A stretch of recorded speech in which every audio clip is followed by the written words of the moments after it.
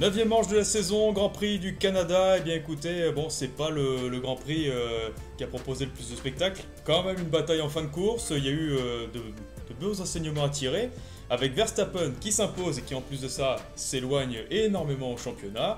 Mercedes qui est bien revenu dans le match. Quelques déceptions, les Haas, Fernando Alonso, etc. Il y a quand même des choses desquelles parler dans ce Grand Prix. Tout d'abord, je tiens à saluer un nouveau dans les débriefs, mais pas un nouveau dans la rédaction de Motors Inside. Simon, comment ça va? Ça va très bien et vous, merci de m'accueillir ici. Et puis j'espère que ça fera un beau débrief tout ça. Ah bah bien sûr, comme toujours, et puis deux pionniers, deux pionniers des débriefs qui nous sont habitués à l'exercice maintenant. Guillaume et Romain, messieurs, bonjour. Salut Bastien, salut à tous. Salut. Alors, on va commencer par le gros morceau, le plus important et celui qui a le plus d'incidence pour la saison.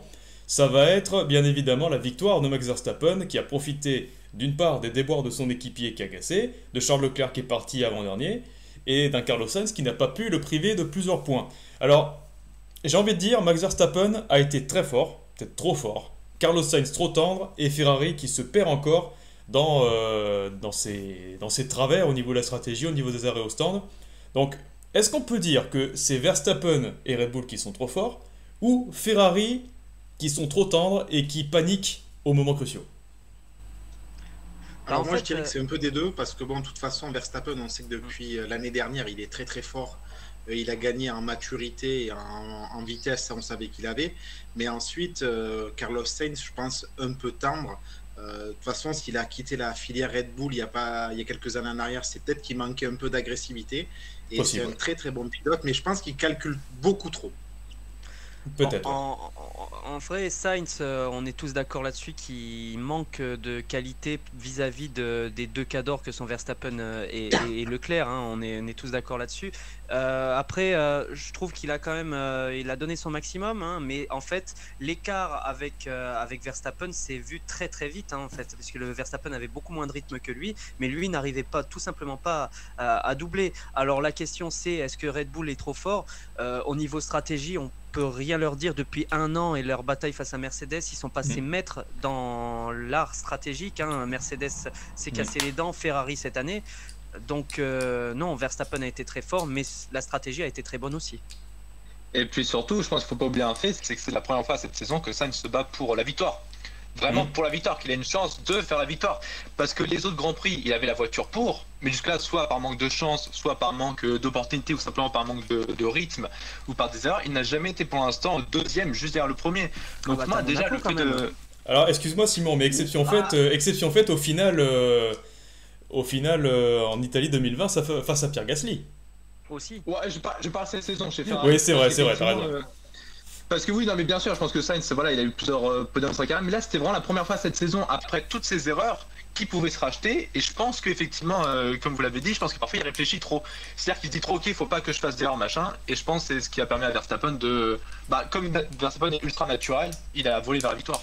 Tout à fait, puis je dirais même que Verstappen maintenant, il est soulagé du poids d'être champion du monde, donc voilà, finalement... il a gagné cette aisance-là, il a gagné en maturité, il ne fait plus d'erreurs et maintenant il sait, il est dans une position inédite, c'est celle de pouvoir gérer le championnat. C'est ça qui est fou. Ouais, clairement. Donc maintenant, avant de toi... c'est qu'il a été très fort aussi pour augmenter son avance dans les secteurs qui étaient favorables à la Red Bull et pour éviter justement que Carlos Sainz revienne dans la ligne droite. On voyait qu'il arrivait à prendre 8 dixièmes avant la dernière épingle et que malgré la longue ligne droite, il n'arrivait pas à rattraper. Donc il a joué sur les qualités de sa voiture, il savait où il pouvait accélérer pour justement se mettre hors de portée et il a été très fort là-dessus. Et il a fait, excuse-moi Guillaume, mais il y a une erreur aussi particulière. Pourquoi est-ce que Ferrari n'a pas chaussé les pneus médiums à Carlos Sainz? Il en restait en plus des pneus médiums. Voilà, j'allais en venir ici, c'est-à-dire que ils ont tout de suite pris le pari stratégique d'arrêter très tôt Verstappen, sachant que, et c'était une surprise, Red Bull consommait vraiment beaucoup ses gommes au Canada, comparé à la Ferrari, alors qu'on s'attendait à ce que Ferrari consomme plus. Et sur le dernier arrêt, avec la safety car, il n'y a aucune raison pour que Sainz ne chausse pas des médiums, sachant qu'il va rester très peu de tours. Donc il en a peut-être aussi pâti de ça, mais bon, Sainz a quand même eu ses opportunités et on a vu que Verstappen était tout simplement trop fort pour lui.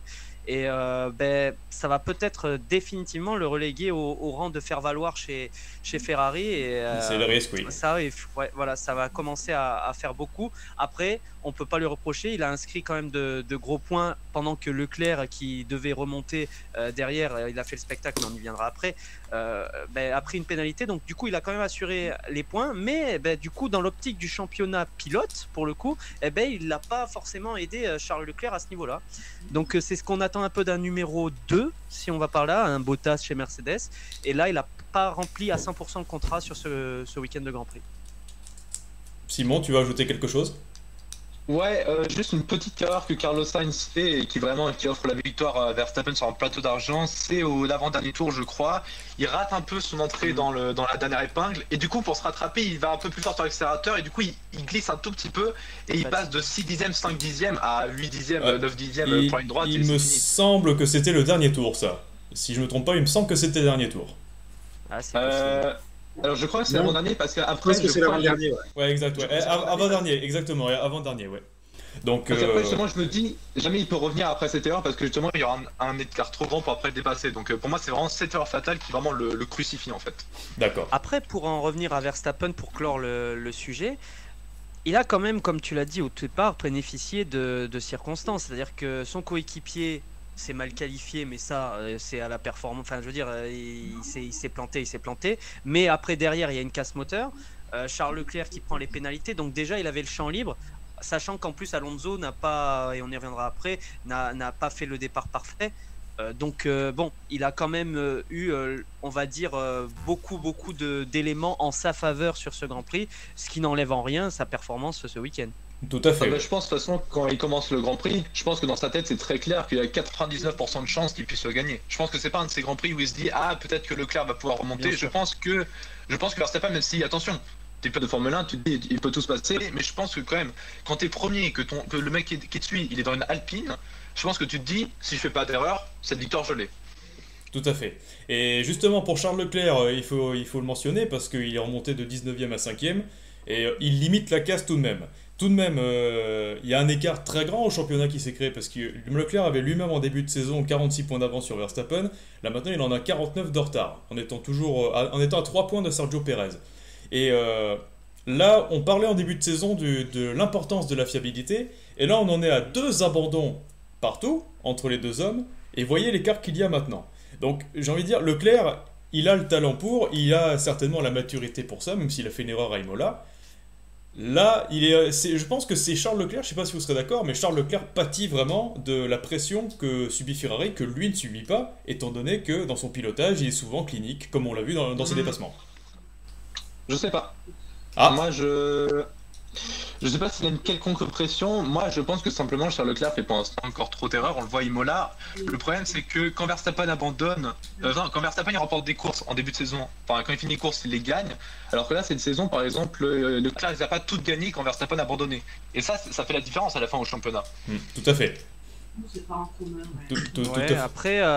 Après, je suis pas tout à fait d'accord avec ça. Il y a un gros débat à la rédaction sur la course de Charles Leclerc, c'est-à-dire qu'il y en a beaucoup qui estiment que c'est une déception parce qu'il aurait pu mieux remonter, parce qu'il a été bloqué très longtemps derrière Esteban Ocon, mais on y reviendra derrière, le spectacle a été vraiment très pauvre, les dépassements ont été très peu nombreux, et c'est le seul qui a animé le Grand Prix de ces dépassements. Heureusement qu'il était là, et franchement les dépassements, il l'a dépassé dans beaucoup de zones du circuit, que ce soit au premier virage, à la fin de la deuxième ligne droite DRS ou à l'épingle. Donc il a quand même fait étalage de tout son talent et c'est quand même dommage qu'il soit parti derrière, parce que s'il était parti devant, on ne sait pas ce que ça aurait pu donner, et c'est pour ça que la performance Verstappen est louable, mais encore une fois Leclerc n'était pas là. Et pour en revenir à Ferrari, comme tu disais Simon, ils n'ont pas tout le temps gagné, mais je pense qu'il y a un problème de monoplace, parce que Verstappen,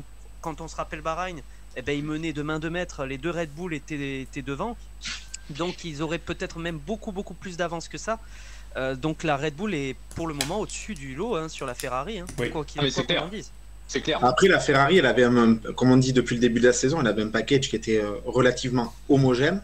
Oui. Et on sent que depuis que Red Bull amène des améliorations, ils ont gagné en fiabilité et en performance. Ce que Ferrari, on a l'impression qu'ils plafonnent. Et c'est ça le plus gros problème actuellement de Ferrari. Eh bien écoutez, là je pense que le chapitre...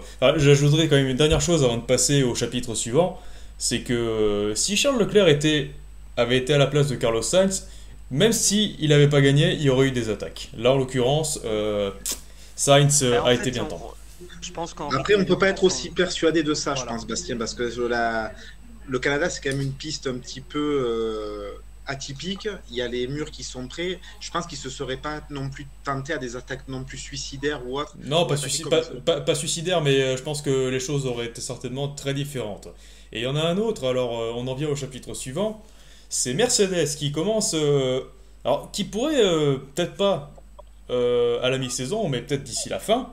On en parle au début. Peut-être qu'en fin de saison, ça va faire mal parce que revoilà Lewis Hamilton sur le podium devant George Russell qui ne doit sa place qu'à une tentative louable mais ratée en qualification sous la pluie avec les pneus slick.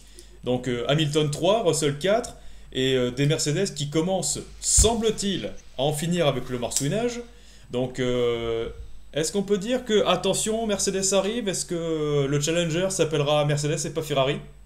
Alors moi, je suis tout à fait d'accord que le Challenger, d'ici peu, ça peut devenir Mercedes.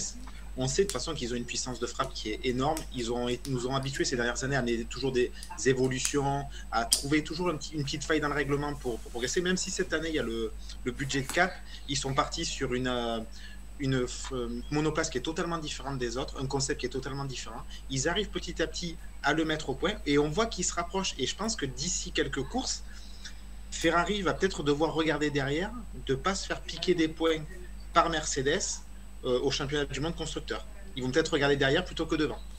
Allons savoir. Et puis en plus de la puissance de frappe, donc des améliorations, moi, ce qui m'hallucine, c'est que chaque course, ils sont là. Chaque course, même quand ils sont pas les favoris, ils terminent 5 et 6 au minima. Au minima 5 à part les performances de Hamilton à Jeddah, qui était un peu décevante, mais oui. ils ont toujours les bonnes stratégies.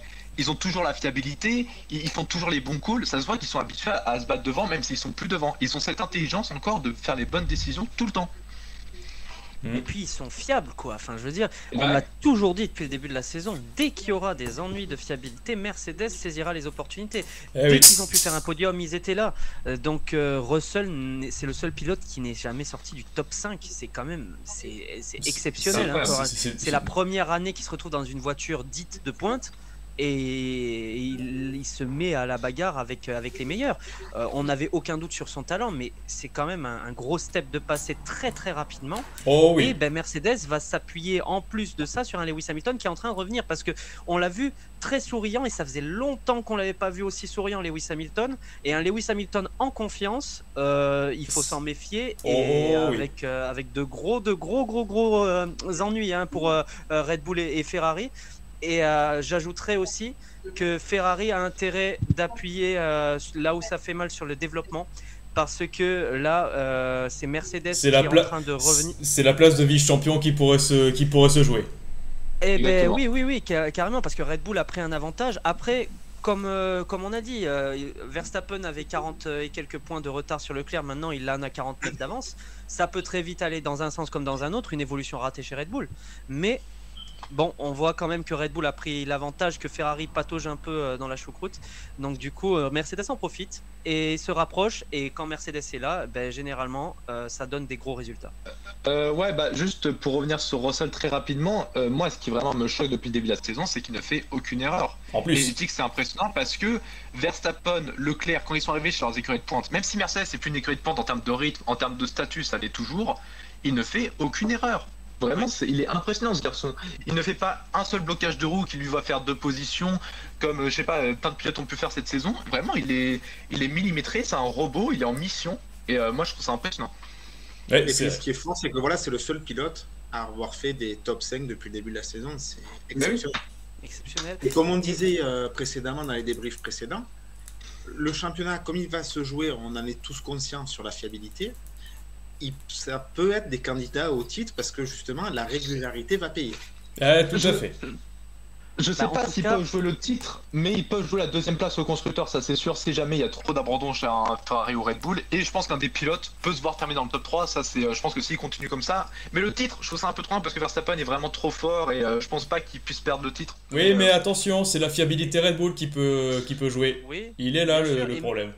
Et puis qui aurait misé un Copec au premier Grand Prix de la saison quand on a vu comment ça se passait avec leurs problèmes que Mercedes jouerait la deuxième place ou le podium Ouais. du championnat pilote au premier Grand Prix. On voyait Là, même les S franchement, faire des meilleurs résultats que Mercedes. c'est- Non, c'était plus, quand oui, même, il se battait Exactement. avec Magnussen, hein, Hamilton à Jeddah, hein, donc ouais non, là ils sont vachement revenus et il y a cette histoire aussi de marsouinage que la FIA a pris en compte et il y a de grandes chances que si des évolutions doivent être faites par les écuries, que Mercedes, même si c'est pas les bruits qui courent, aurait tiré un avantage de ça. Puisque si on rehausse les voitures, il y aura une perte aérodynamique, mais aérodynamique, ça, les Mercedes, ils s'en fichent. Tant qu'ils ont plus le rebond, eux, ils sont contents. Donc au bout d'un moment, s'ils commencent à faire fonctionner leur monoplace, qui sur le papier est extrêmement puissante, ça risque de faire mal.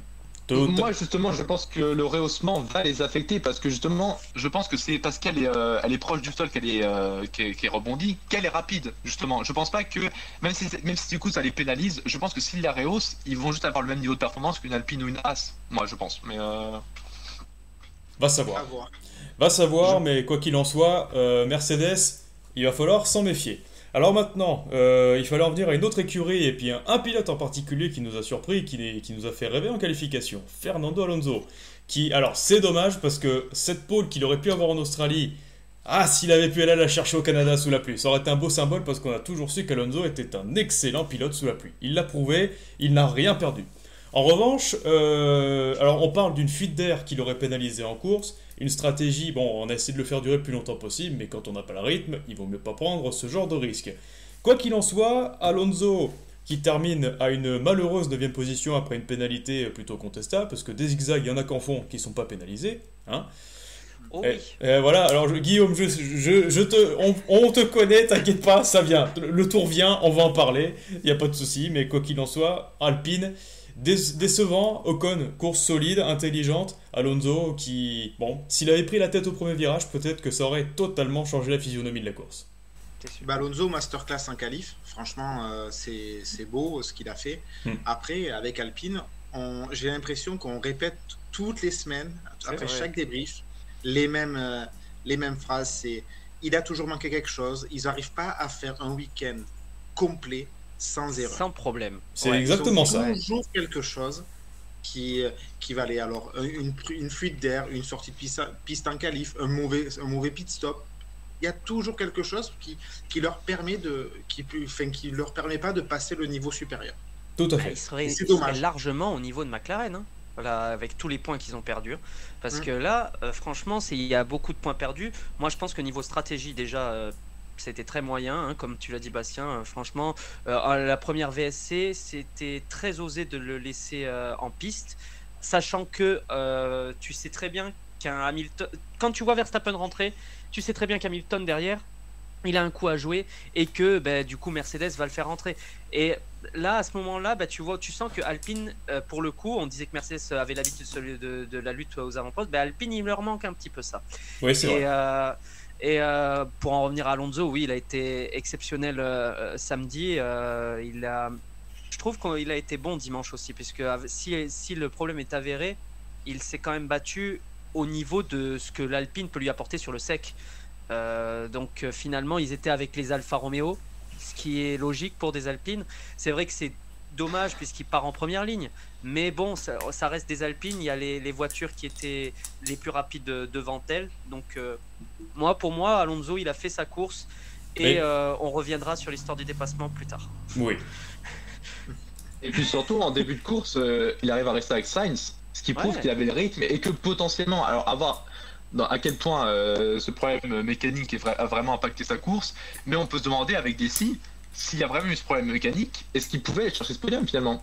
Clairement, Bon, le problème mécanique, il disait qu'il perdait une seconde au tour, notamment dans les lignes droites. Ça l'a affecté c'est ça, beaucoup exactement. sur les lignes droites. Donc, Bah, pas trop surtout qu'on sait que l'Alpine, elle est rapide en ligne droite, hein, elle va vite en ligne droite. Donc, Et puis de toute façon, même on le voyait, parce qu'Ocon après il a dit en interview qu'il faisait exprès de bloquer Charles d'un peu dans sortie pour le faire ralentir, machin. Et pourtant tu voyais pas Alonso qui revenait. Donc vraiment, moi j'étais choqué parce que Alonso il sort des stands, il a 3 secondes de retard sur Leclerc. Moi, je le Et à voyais la fin, et ouais, pareil, et je le voyais fondre et finalement il a pris, je sais pas, 10 tours à retomber à 1 seconde 8. Genre. Et on s'est retrouvé sur la fin parce qu'il a tellement attaqué pour pouvoir justement les rattraper à ce que ses pneus soient détruits et que Ocon justement soit utilisé différemment, c'est-à-dire qu'il lui offrait le DRS pour que Alonso défende sur Bottas. Donc c'était quand même triste de se retrouver dans une situation pareille. Et comme le dit Romain, du coup on se répète encore avec Alpine, c'est-à-dire qu'il n'y a pas un week-end sans que le week-end se passe bien. On ne demande pas à ce que ce soit exceptionnel, mais au moins que tout soit fait bien comme il faut. Et c'est vrai que c'est très très rare chez Alpine, voire inexistant. Ouais, donc pour terminer ce chapitre Alpine, un dernier mot à rajouter, Romain et Simon? Moi, je vais redire la chanson de Jean-Jacques Goldman, à nos actes manqués, encore une fois. Bien, très bien, joli. Très bonne référence. Joli.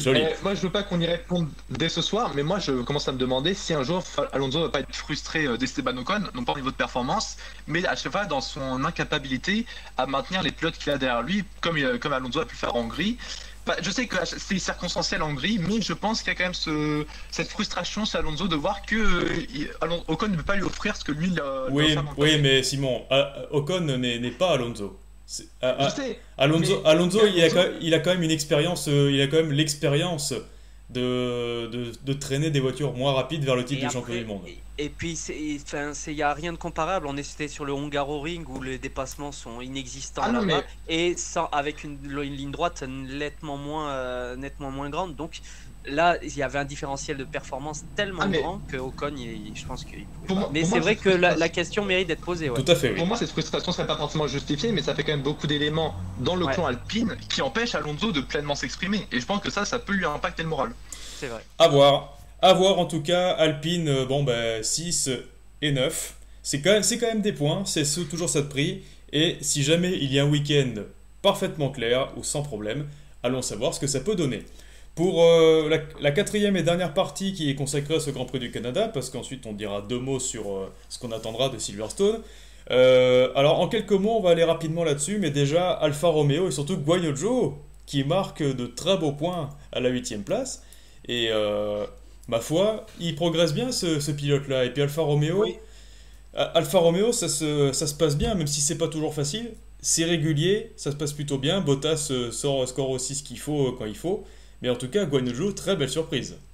Moi, c'est un pilote qui m'impressionne depuis le début de la saison. J'aurais pas mis un copec sur lui, vraiment.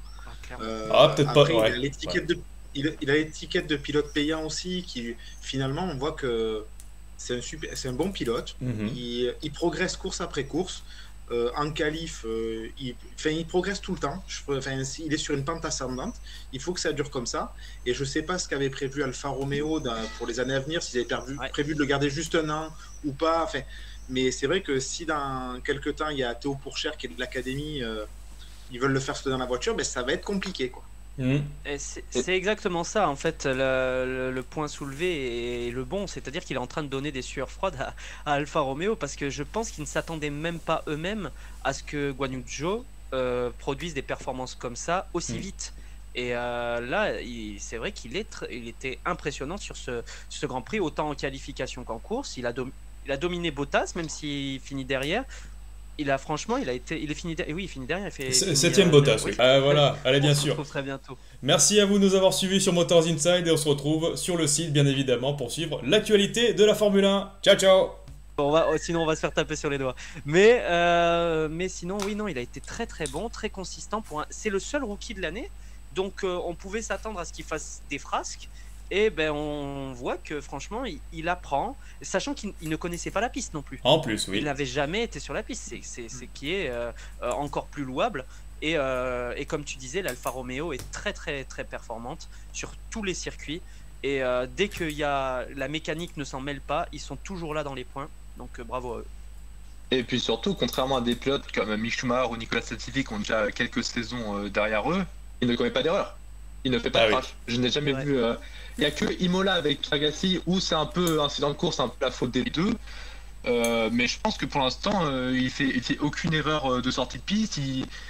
Pour l'instant, je pense que Alfa Romeo est très content pour son compte en banque parce qu'il ramène de l'argent et surtout, elle lui en fait perdre aucun. Donc, c'est tout bénéfique. Ouais, c'est vrai, oui, avec un pilote très consistant. C'est une des très bonnes surprises de la saison. Tout à fait. Ça, Clairement. Tout à fait. Mais du coup, on est en droit de se poser la question de savoir si Théo Pourchaire, sachant qu'il est deuxième derrière Drugovic, donc, et que la condition sine qua non, c'est de remporter le titre pour pouvoir éventuellement être promu. Donc, il faut s'inquiéter pour notre pilote français. Eh bien, ça, ce sont des réponses qui seront peut-être trouvées d'ici les prochains Grands Prix, d'ici la suite de la saison. Et une autre surprise, ça alors, Lance Stroll qui marque un point, son Grand Prix à domicile. Aston Martin qui avait pour habitude notoire d'avoir un Vettel qui faisait de son mieux et un Stroll dans les pâquerettes, eh bien là, qui voilà, Lance Stroll qui marque un point. Bon, on va pas épiloguer longtemps là-dessus, mais tout de même, voilà, c'est un petit événement. Oh, Guillaume, tu tires la moue, mais que vas-tu dire? Qu'est-ce qui se passe? Non que je ne veuille pas saluer sa performance, puisqu'il faut la noter, puisqu'elle sera rare durant la saison. Oh, allez, voilà, ça c'est fait. C'est parti. Mais du coup, je pense quand même que, bon, on l'a pas vu de tout le Grand Prix, je sais pas s'il a fait énormément de dépassements. On peut souligner une chose, c'est qu'il n'a pas fait d'erreur. Ça, c'est vrai. Ça, on peut pas lui enlever. Il a pas fait d'erreur de tout le week-end, de tout le Grand Prix, tout du moins. Et ça, on peut pas lui enlever. Mais après, derrière ça, tu te dis que les Haas ont été vachement... Bon, Magnussen après, on y viendra après, mais Schumacher a été vachement malchanceux. T'as Perez qui abandonne. Et Aston est encore une déception, quoi. C'est très bien pour Aston Martin qu'il ait marqué son point. De là à saluer sa performance, j'irai pas jusque-là non plus. Bon. Après, sur Lance Stroll, je voulais rajouter un truc. C'est que j'avais un envoyé spécial à Montréal et il paraît que l'Aston Martin était nourrie au sirop d'érable. C'est pour ça qu'elle a bien performé pour Lance Stroll. Oui, mais bien sûr. C'est le sucre. Évidemment. Alors, félicitations, monsieur. Vous avez gagné un chapeau, voilà, pour aller avec cette formidable réponse. Autre chose, Simon? Petite anecdote, parce que j'ai pas grand chose à dire sur Lance Stroll, mais c'est au Grand Prix du Canada en 2017 qui avait marqué ses premiers points. Donc voilà, la boucle est bouclée. Oui, exactement. Oui, il avait terminé 9ème avec la Williams. C'est vrai, tout à fait, bien vu, belle anecdote. Et il remarque ses premiers points de la saison avec Aston Martin. McLaren ensuite. Alors McLaren, McLaren. Quand est-ce qu'ils vont s'en sortir? Quand est-ce qu'on va retrouver cette McLaren menaçante chez les outsiders et qui pouvait aller chercher les podiums et les victoires? C'est dommage, hein, parce qu'on voit que Norris et Ricciardo font de leur mieux. McLaren essaye de faire en sorte qu'ils se sentent bien. C'est toujours compliqué. Hein. Mais c'est vrai que c'est vraiment une énigme. Vas-y. Ouais, Ricciardo revenait sur la terre de sa première victoire en 2014. Du coup, je pense qu'il a eu un regain de forme avec la bonne performance qu'il avait fait sur le week-end précédent. Mais là, voilà, encore une fois, c'est de plus en plus dur. Alors, il garde sa joie de vivre, mais je pense qu'au fond de lui, il doit commencer à perdre le moral. Ouais, c'est vrai. Il veut pas le montrer, mais on sent que ça commence à être... Il fait contre mauvaise fortune bon visage. Voilà, exactement. Merci, Bastien. Je sais pas si vous vous en souvenez, mais la saison dernière, Alpine était un peu dans le même scénario, c'est-à-dire qu'on savait jamais trop quel Grand Prix allait être performant, quel Grand Prix allait pas être performante, et j'ai l'impression que c'est le même scénario chez McLaren, où juste on ne comprend pas la voiture. Genre, on ne comprend pas comment faire les réglages, on ne sait pas quel Grand Prix va marcher, quel Grand Prix va pas marcher, et je pense que ça, pour les ingénieurs, pour les pilotes, c'est très déconcertant, parce qu'on ne sait pas dans quelle direction aller finalement. Oui, c'est ça. Et puis il y a une chose, hein, c'est que là, bon, Ricciardo a été quand même, comme dit Romain, a été un petit peu meilleur, mais les déclarations qui ont été faites sur lui, ça, bien évidemment, c'était nécessaire peut-être pour piquer le pilote, mais c'est pas très très bon en interne, et donc ça doit aussi jouer sur le moral. Norris, on a vu qu'il était nulle part tout le week-end, alors que d'habitude, bon, c'est quand même le rayon de soleil de McLaren sur un week-end, même quand la performance n'est pas au rendez-vous. Mais là, on se rapproche plus des performances qu'on a vues en début de saison. Dans le moins catastrophique, on n'est pas au niveau de Bahreïn non plus, faut pas abuser, mais on est quand même sur un nivelage de la performance vers le bas. Et il faut s'inquiéter quand même pour McLaren, parce que, comme le dit Simon, la voiture a l'air d'être complètement incomprise. Et je pense aussi que l'exploitation des pneumatiques n'est pas idéale chez Alpine, chez McLaren, parce que à chaque fois qu'ils tentent quelque chose en stratégie, ça marche pas. Bon. Après, de toute façon, pour moi, je trouve que depuis le début de la saison, le week-end de McLaren, se joue le vendredi matin à la première séance d'essai. Si la voiture marche, on sait qu'on va avoir un bon week-end. Si elle ne marche pas, ben, ils vont avoir un week-end catastrophique. C'est un peu ce que vivait AlphaTauri l'année dernière. Pierre Gasly l'avait dit à maintes reprises. Des fois, la voiture, elle marchait, il ne savait même pas pourquoi. C'est un peu AlphaTauri, c'est un peu le cas cette année. Hein. C'est vrai que et cette saison encore aussi. Oui. Voilà, Pierre Gasly, c'est vrai qu'on pourra excuse-moi Simon, mais on pourra en parler. Pierre Gasly aussi, mais bon, pas grand-chose à dire. Hein. Qualification compliquée. McLaren, on a fait le tour aussi. Tu voulais ajouter quelque chose, Simon? Sauf que là, AlphaTauri, il semble avoir décelé les problèmes, c'est qu'ils sont mauvais en virage rapide. Ils sont mauvais en virage rapide et ça, ils le savent. Oui, c'est vrai. Ouais, bon, après Tsunoda essaie de prendre le virage des stands à fond. Hein, ça... tu me l'as ôté de la bouche. Et il nous a animé la fin de course. Oui, voilà, c'est parce que je pense que s'il n'y avait pas eu de safety car, mon Dieu, que ça aurait été ennuyeux. Voilà. Dernière chose, avant de conclure pour ce Grand Prix du Canada, As qui se casse la figure. Voilà, j'ai fait ma petite blague moi aussi. Voilà, est-ce que je rajouterai des petits applaudissements? Quoi qu'il en soit, une troisième ligne dans l'ordre Magnussen-Schumacher et puis une course qui concrétise rien du tout. C'est un petit peu injuste, surtout pour Schumacher qui était en passe sans problème et sans erreur de sa part d'aller chercher ses premiers points en Formule 1. Ah, moi j'ai totalement cru pour Mick Schumacher. Après sa qualif, je me suis dit bon ça y est, c'est l'occasion pour et puis là patatras quoi. Et là en fait c'est pour la première fois depuis le début de la saison. Schumacher a vraiment marqué des points au niveau moral, c'est-à-dire qu'il était dans le coup, il était pas loin de Magnussen, en course il était bon, il faisait avec l'As, hein, donc s'il se faisait doubler par Guan Yu Zhou ou quoi, c'est normal, mais il était dans le coup, il était dans la zone des points avant son abandon, et pour la première fois de la saison, ce n'est pas de son ressort s'il abandonne sur ce Grand Prix. Donc c'est vrai que c'est très dommage pour As. Magnussen, un peu décevant parce que ça fait 2 fois consécutivement qu'au premier tour, et avec Lewis Hamilton, il s'accroche et donc il gâche de beaux points en perspective pour As. Va falloir se ressaisir. Tout à fait. Simon, le mot de la fin pour toi? J'ai l'impression que cette équipe est maudite parce que chaque fois qu'ils peuvent faire un résultat et ça ne concrétise jamais. Et je pense que au niveau des finances, c'est très très dur. Je pense que quand tu es une petite équipe comme ça, déjà surtout qu'ils ont annoncé qu'ils n'allaient plus trop développer la voiture. Plus pour l'instant en tout cas. Ils l'ont pas développé du tout la voiture. Non, ils l'ont pas développé, mais pour l'instant il faut attention. Attention à ne pas trop à chaque fois créer des espoirs sur la saison prochaine et que finalement rien ne se passe. Tout à fait. Et bien voilà, on a fait le tour des petits flops et des petits tops de ce Grand Prix du Canada. Bah écoutez, on va pas en garder un souvenir impérissable parce que niveau spectacle, heureusement qu'il y a eu la safety car. Et on espère que pour Silverstone, un Grand Prix qui marquera à sa fin, la mi-saison déjà, hein, ça passe très vite, on sera à la 11e manche de la saison. Et Silverstone, circuit de moteur, circuit avec des grandes lignes droites qui favorisent les voitures puissantes. Alors là, toujours difficile de savoir parce que Red Bull et Ferrari, en un sens, peuvent se valoir sur Silverstone. Après, ce qui va se valoir, ça sera la stratégie, ça sera la pression, ça sera les bons arrêts au stand et surtout l'audace de certains pilotes. On peut avoir un très beau Grand Prix. Hein. On l'espère. On peut avoir un très beau Grand Prix. Comme tu l'as dit, je pense que les voitures vont se valoir sur ce Grand Prix. Hein. On le verra bien sûr sur le moment voulu. Mais les voitures seront à l'aise selon les parties du circuit. La Red Bull sera meilleure ou la Ferrari sera devant. Mais du coup, on peut avoir un très beau duel Verstappen-Leclerc. N'oublions pas que l'année dernière, c'est là où Verstappen et Hamilton ont commencé vraiment à avoir de gros soucis. Donc, oui. On arrive à mi-saison. Attention. Et c'est une possibilité que sur un tracé pareil à haute vitesse, on puisse avoir soit un Grand Prix totalement ennuyeux, soit un Grand Prix totalement fou. Tout à fait. Et puis là, pour Charles Leclerc, ça va être l'occasion aussi de revenir dans le match, parce que s'il fait un bon résultat, ça va le relancer pour la deuxième partie de saison. Attention aussi, s'il finit pas la course, là, ça peut être le premier tour de la saison. Pour moi, ça peut être Silverstone.